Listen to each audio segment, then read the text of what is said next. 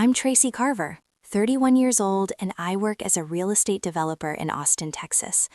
Just last month, my parents and both of my sisters walked into my condo expecting something unbelievable from me. They assumed I would simply hand over $1 million. Not because there was a family emergency, not because I needed help with my own dreams. They wanted the money so my younger sister could buy the mansion she had always imagined for herself. Yes, that same sister who had her entire college education paid for, while I spent my early 20s juggling 3 jobs and sinking deeper into student loan debt. The same parents who once told me they couldn't afford to help with my tuition somehow managed to finance Natalie's entire lifestyle over the years. Designer handbags, luxury trips to Paris, anything she wanted. Even now, thinking about it still amazes me. The entitlement alone was staggering. If any of this sounds familiar to you, go ahead and hit that like button, subscribe, and share your own experience in the comments.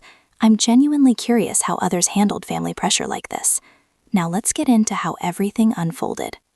I grew up in what most people would call a perfectly normal middle-class neighborhood in Austin, Texas.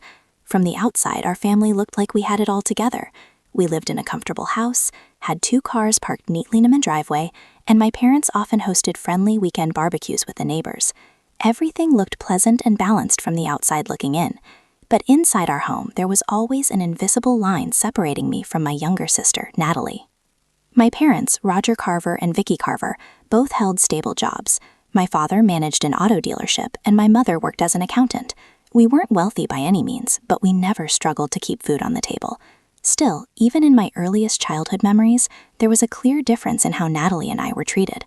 Natalie is 4 years younger than me, and from the very beginning she was treated like the shining star of the family, while I was expected to figure things out on my own. I first noticed the imbalance when I was about 7 years old.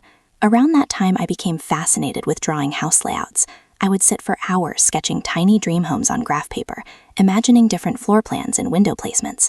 I showed one of my drawings to my mom and told her I wanted to take art classes. She smiled kindly but shook her head. "We just can't afford something like that right now," she told me. "Maybe next year, Tracy." But next year came and went, and the classes never happened. Meanwhile, when Natalie was 5 years old, she began spinning around the living room pretending she was walking down a fashion runway. My parents found it adorable. Within a week, they signed her up for an expensive fashion camp where kids wore sparkly outfits and practiced modeling routines. The camp cost several $100s for the summer, but suddenly money didn't seem like a problem.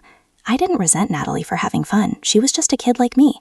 But the contrast between our opportunities stayed with me. Birthdays told a similar story. When I turned 10, my parents baked a homemade cake and gave me a new sketchbook. It was thoughtful and practical, something I could actually use. When Natalie turned 6 the following year, her celebration took place at a rented party venue with a bounce house, a face painter, and a room full of excited children running around. The entire event felt like a miniature carnival. When I quietly asked my mom why my birthdays were always smaller, she explained it casually. "Natalie's more outgoing," she said. "She needs these big celebrations so she can shine." I nodded like it made perfect sense, even though something inside me hurt. I had already begun learning that staying quiet was easier than questioning things. Christmas gifts followed the same pattern. When I was 12, I opened a box containing a set of drawing pencils and a math workbook meant to help prepare me for middle school. Natalie, who was 8 at the time, tore open packages containing a sparkling new tablet and several bags of fashionable clothes. Dad ruffled my hair and said, "You're the responsible one, Trace. You don't need flashy stuff. You're going to go far with your brains." That explanation became the family narrative. Natalie was the glamorous one who needed attention and excitement. I was the practical one who was supposed to focus on working hard and building a future. It became a convenient box they placed me in, one that justified giving me less while expecting more effort in return. I accepted it quietly and pushed myself to excel. By the time I reached high school, I was earning straight A's and setting my sights on studying architecture at the University of Southern California. USC had one of the best architecture programs in the country, and during a school trip, I had visited the campus. The modern buildings and creative energy of the place inspired me. I could picture myself there, designing incredible structures and building a meaningful career. I worked nonstop to make that dream possible. I joined academic clubs, volunteered for community projects, and stacked my college application with every achievement I could manage. Natalie, on the other hand, floated through school effortlessly. She was popular, always surrounded by friends, and by 16, her Instagram account was already filled with carefully curated selfies and lifestyle posts. My parents supported every one of her interests without hesitation. When she decided she wanted to attend a fashion workshop in New York at 13, my parents paid thousands of dollars to make it happen. They covered the flights, the program tuition, and even bought her an entirely new wardrobe for the trip. When I asked if I could subscribe to a professional drafting software program to practice architectural design, my father dismissed the idea immediately. "You're doing just fine without it," he said with a shrug. So I saved every dollar I earned from babysitting until I could purchase the program myself. The differences between us kept piling up. At 15, I got a part-time job at a local coffee shop so I could start saving money for college. That meant waking up at 5 in the morning for weekend shifts. Around the same time, Natalie received a shiny red convertible for her 16th birthday. She barely even drove it because my mom preferred to drive her everywhere anyway. "She needs it for her social life," Mom explained. Meanwhile, I rode my bike to work through rain and heat while that convertible sat unused in the driveway. By the time senior year arrived, I had become the valedictorian of my class. My USC application was ready, and I had already been accepted with a partial scholarship. I was ecstatic. I could practically see my future unfolding. After graduation, our family sat down for dinner together, and I couldn't wait to talk about my plans. I was bursting with excitement. That's when my father cleared his throat. "Tracy, we need to talk about college," he began carefully, folding his hands on the table. My stomach dropped. "USC is a fantastic school," he continued, "but it's far too expensive. We simply don't have the money for something like that." I stared at him in disbelief. "But we've talked about USC for years," I said, my voice shaking slightly. "You always told me that if I worked hard and kept my grades up, I could go there." My mother jumped into the conversation quickly. "College costs have gotten out of control," she said. "We're very proud of you for getting accepted, but you'll have to figure out the finances on your own." I tried to reason with them. "I already have some scholarships," I explained, "but even after those, USC will still cost about $30,000 a year." My parents exchanged an uncomfortable glance. "That's just not something we can handle," my father replied. "What about the college fund?" I asked quietly. Surely they had saved something after all these years. My mother hesitated before answering. "We did start one," she admitted slowly, "but other things came up. Home repairs, family vacations, and Natalie's car," my dad added casually. "She needed reliable transportation." I glanced over at Natalie, who was fooling through her phone and barely paying attention to the conversation that was destroying my future. That reliable transportation was the car they had purchased for her only 6 months earlier, while I was still breaking to my coffee shop job. "So there's nothing?" I whispered, struggling to hold back tears. "Nothing for my education?" My father leaned back in his chair. "You're the smart one, Trace," he said confidently. "We always knew you'd figure something out. Scholarships, loans, whatever it takes. Natalie is going to need more support when her time comes." In that moment, the truth finally became impossible to ignore. All my hard work had been used as an excuse to give me less. Because I was capable, I was expected to struggle alone while Natalie received everything. That night, I locked myself in my bedroom and cried until my eyes were swollen and burning. My dream of attending USC slipped away right there. The summer after graduation blurred into a stressful haze. I spent every day filling out scholarship applications and researching student loans, trying desperately to close the financial gap. But without help from my parents, USC simply wasn't possible.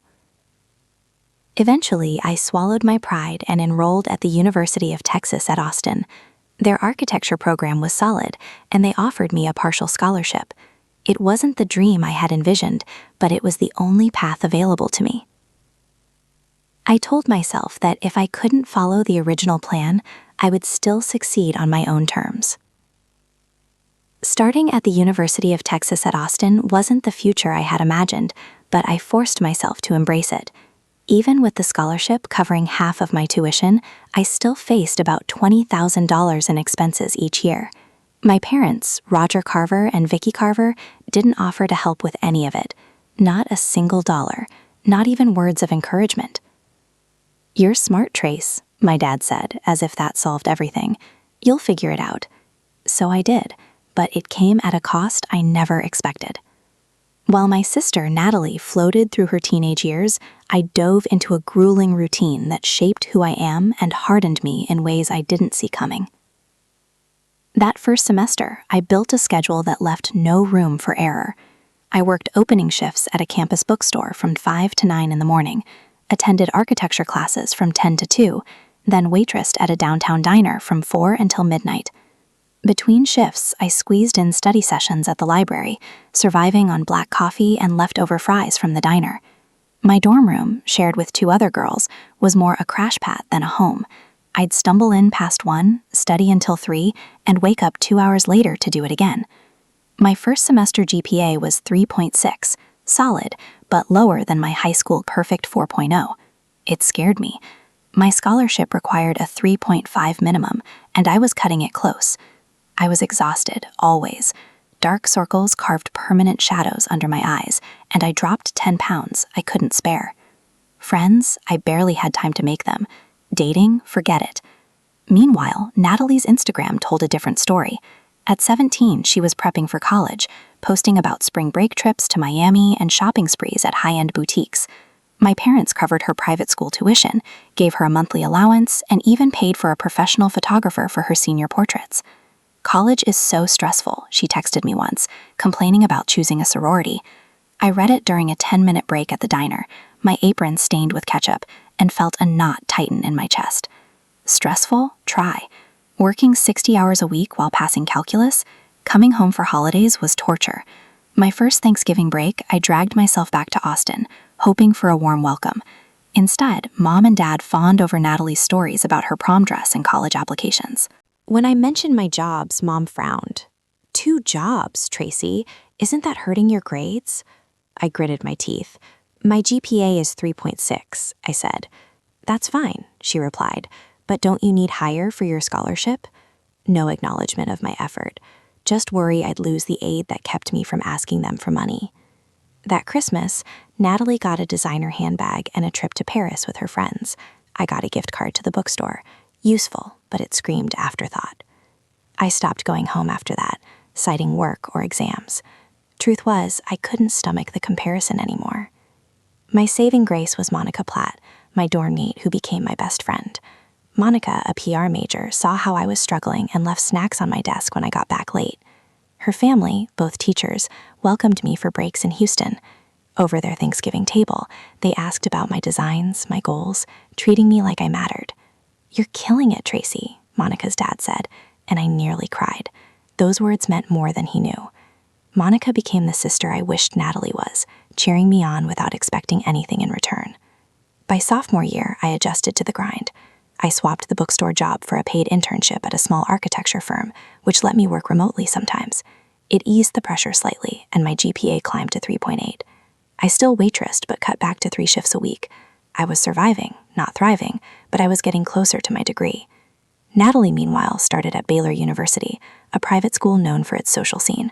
Her Instagram overflowed with sorority parties, football tailgates, and new outfits. My parents paid her full tuition, rented her an off-campus apartment, and gave her a credit card for essentials. She'd text me about skipping classes because morning lectures are brutal after frat parties. I'd read those messages during late-night study sessions, my laptop screen blurring from exhaustion, and feel something inside me harden. Senior year brought a flicker of hope. My internship turned into a part-time job, and I designed my first real project, a community center for a local nonprofit. It wasn't fancy, but seeing my plans come to life felt like proof I was on the right path. My GPA hit 3.9, and I landed a full-time offer from the firm after graduation. My ceremony was bittersweet. I'd invited my parents, but they had a prior commitment, a weekend getaway with Natalie to celebrate her junior year. "Send us photos, Trace," Mom said over the phone. Monica's family showed up instead, cheering when I crossed the stage. Her mom gave me a leather-bound planner with my initials, a gift more thoughtful than anything my parents ever gave. That day, I realized I'd built a life without them. Graduating in a tough economy wasn't easy. The firm's offer was modest, $45,000 a year, but it was a start. I moved into a cramped Austin apartment with 2 roommates, pinching pennies like I did in college. I packed lunches, skipped happy hours, and poured every spare dollar into my student loans, determined to chip away at the $60,000 debt hanging over me. My coworkers, talented architects, became my mentors. I soaked up their knowledge, staying late to lend software, refine designs, and tackle projects others avoided. The work energized me in a way my college jobs never did. I was creating, building, using my mind the way I always knew I could. While my peers spent their paychecks on trendy lofts or weekend trips, I stayed frugal. Therapy was my only splurge. I started seeing a counselor to unpack the family dynamics that left me feeling unworthy. "You've been conditioned to believe you don't deserve ease," she said. "You think you have to earn every scrap of comfort." It was hard to hear, but it clicked. I'd spent years proving my worth through work, unable to accept praise or ask for help. Slowly, I began to heal, recognizing that my parents' favoritism wasn't my fault. After 2 years, my dedication paid off. I was promoted to project manager with a salary bump to $75,000. I doubled my loan payments, chipping away at the debt faster. By year 3, I'd earned a reputation as a problem solver, someone who could handle tight deadlines and tricky clients. I joined a professional network, attended conferences when I could, and met Clifford Hennon, a veteran real estate developer who saw potential in me.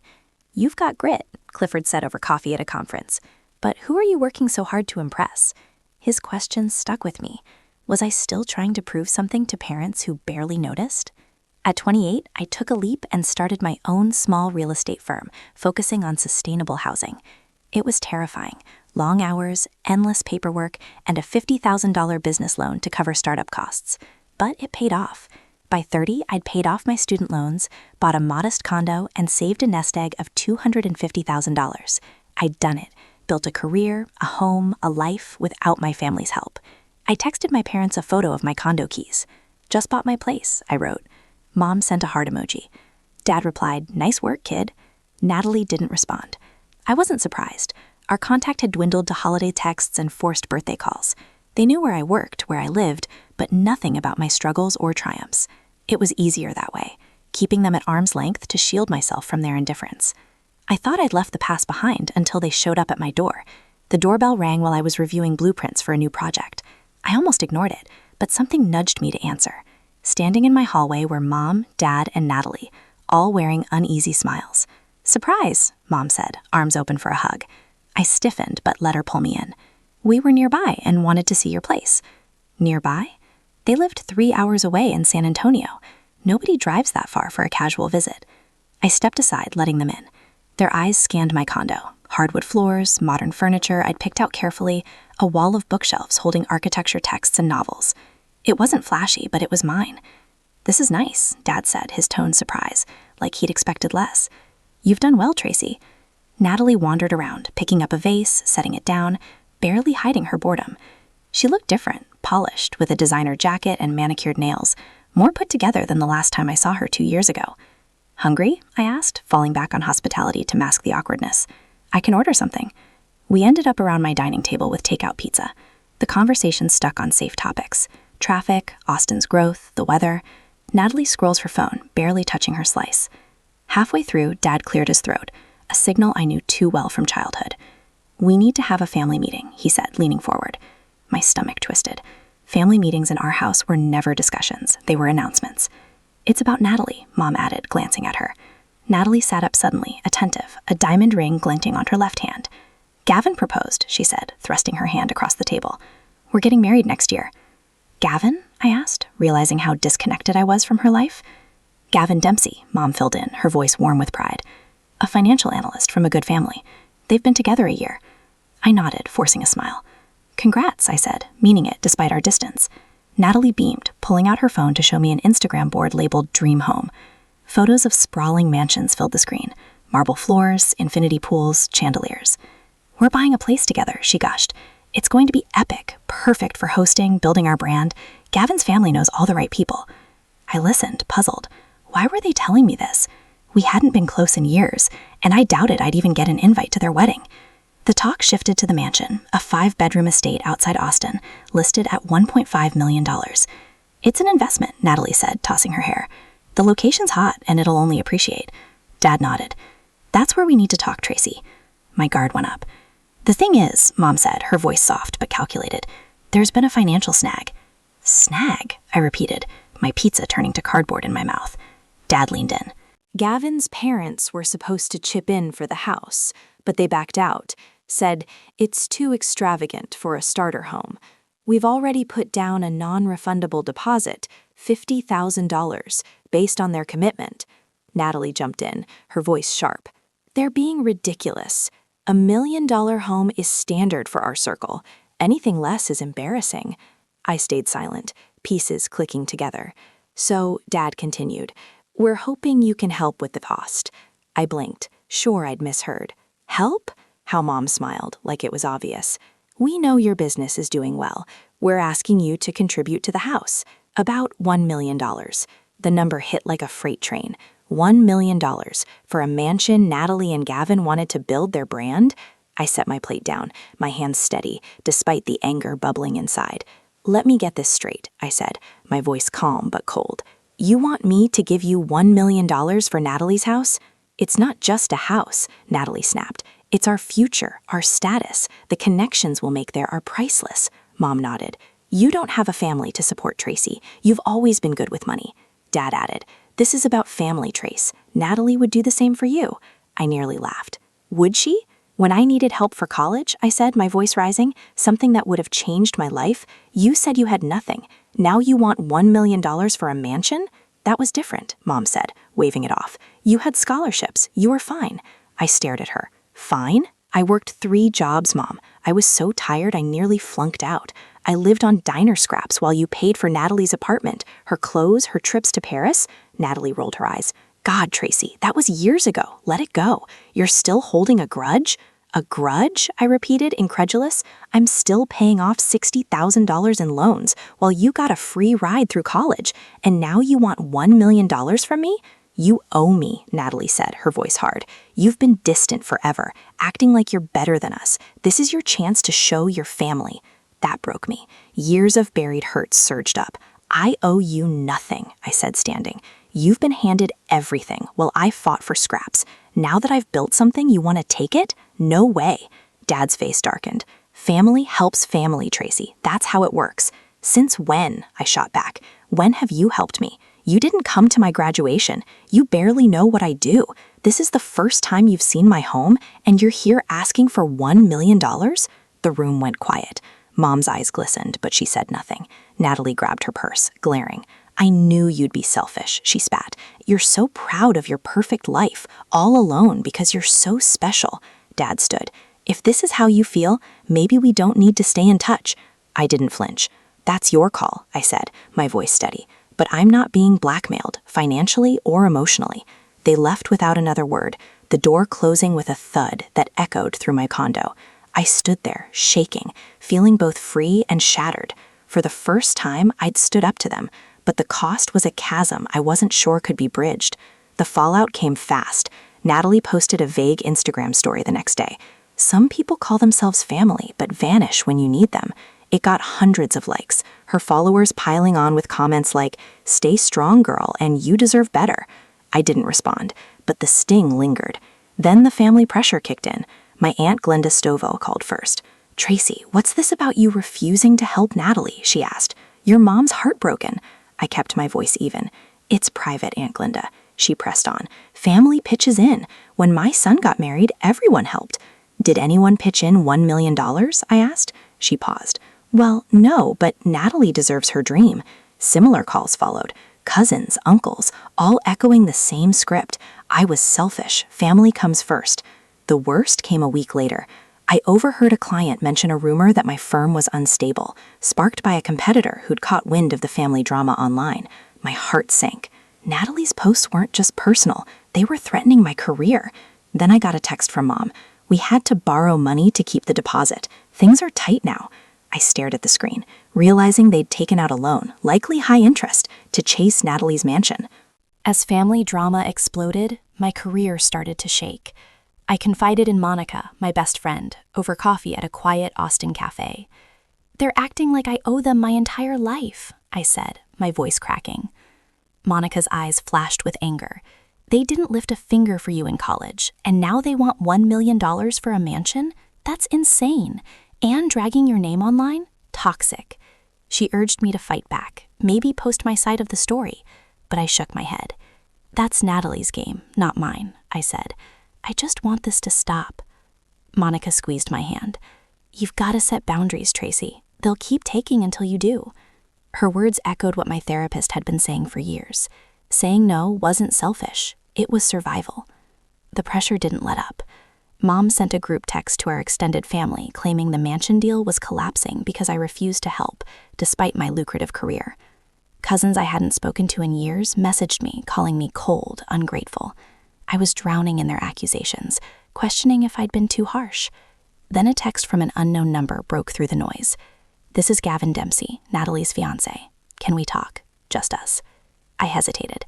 Gavin had stood by Natalie during the fight at my condo, but his tone seemed different, less hostile.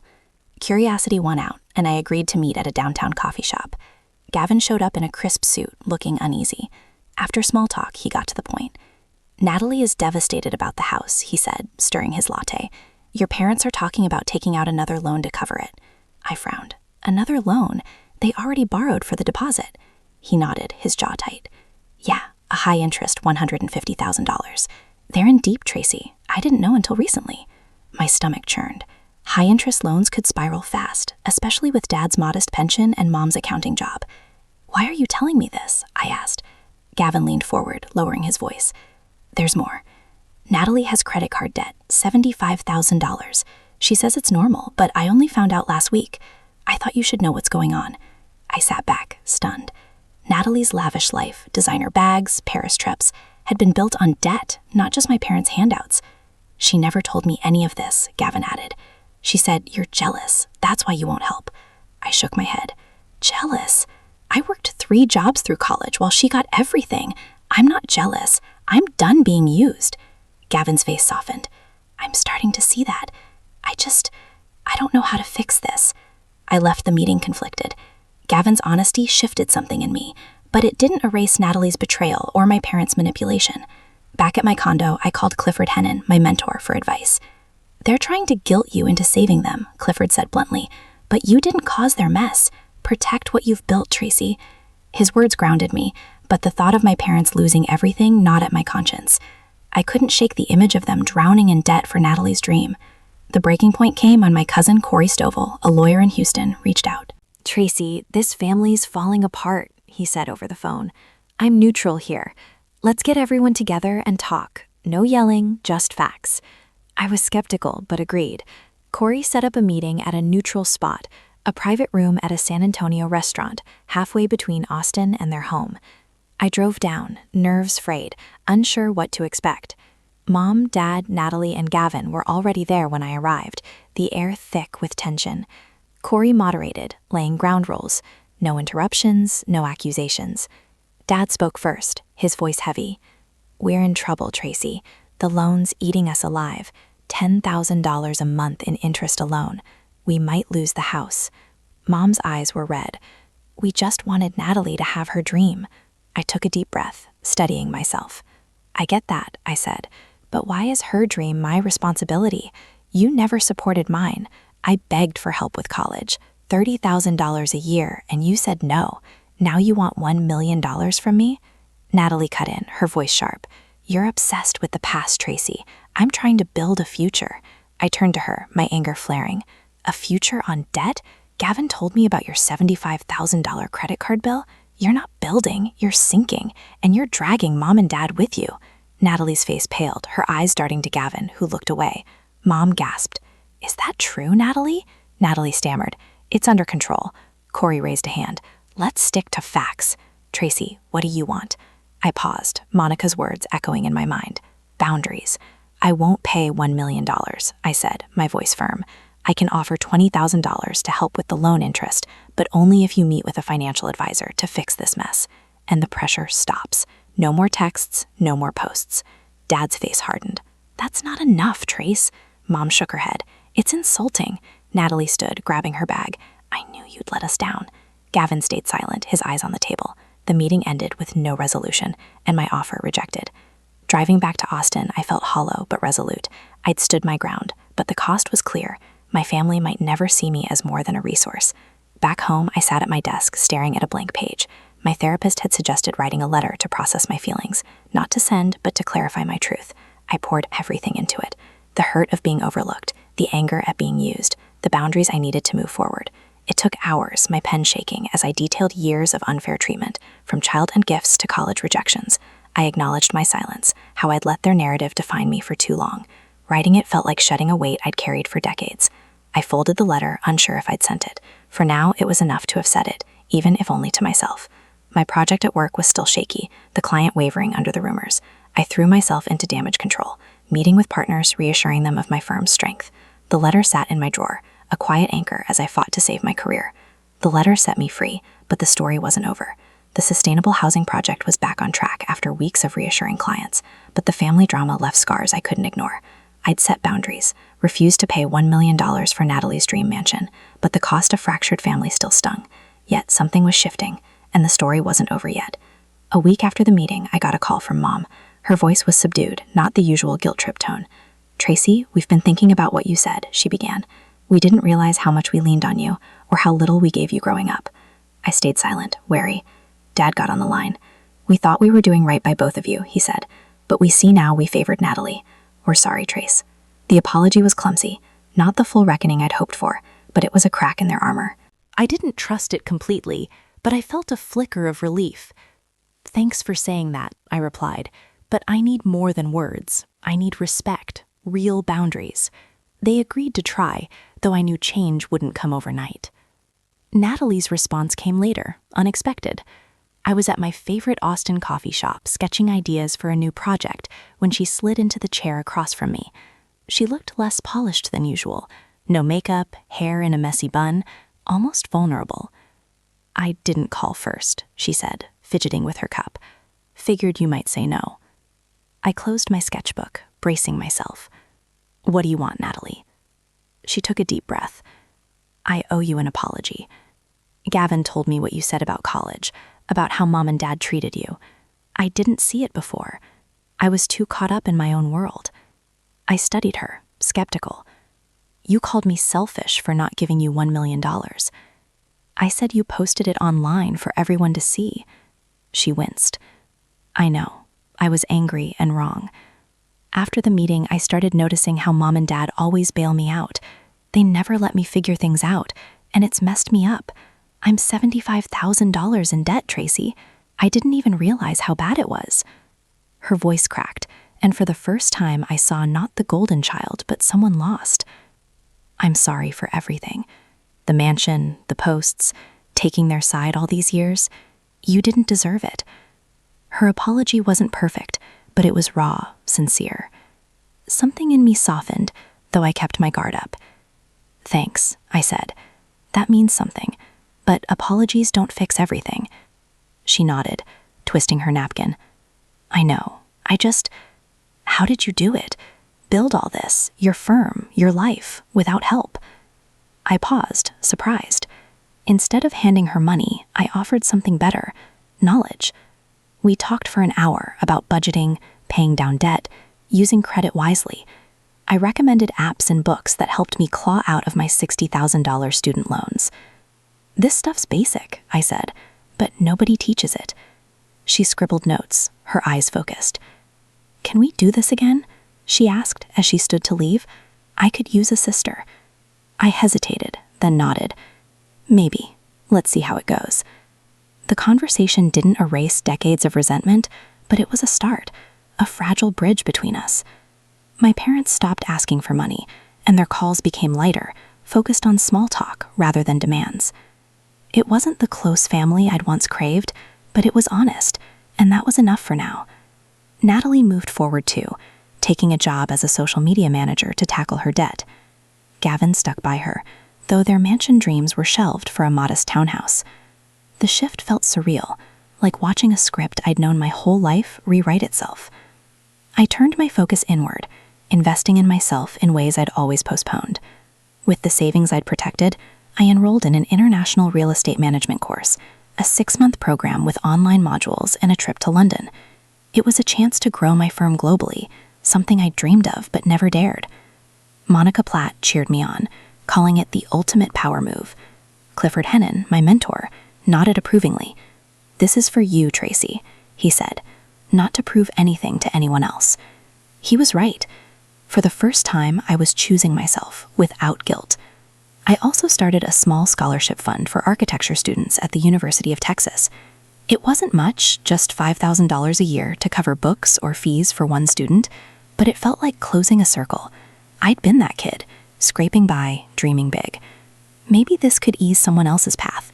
I hope to grow it someday, make a real dent for kids like me who had no one in their corner. Looking back, the pain of my family's favoritism shaped me, but it no longer defined me. Monica, Clifford, and my chosen family showed me what support looked like, celebrating my wins without expecting a cut. My parents and Natalie were learning, slowly, to see me as a person, not a resource. Forgiveness didn't mean erasing the past. It meant letting go of the anger so I could move forward. The greatest gift I gave myself wasn't my condo or my firm. It was permission to put myself first, after a lifetime of coming last. If you've ever had to draw a line with family, you know how hard it is. Have you faced demands that crossed your boundaries? How did you handle it? Share your story in the comments. I'd love to hear it. Thanks for following my journey, and here's to finding your own path, no matter who tries to pull you.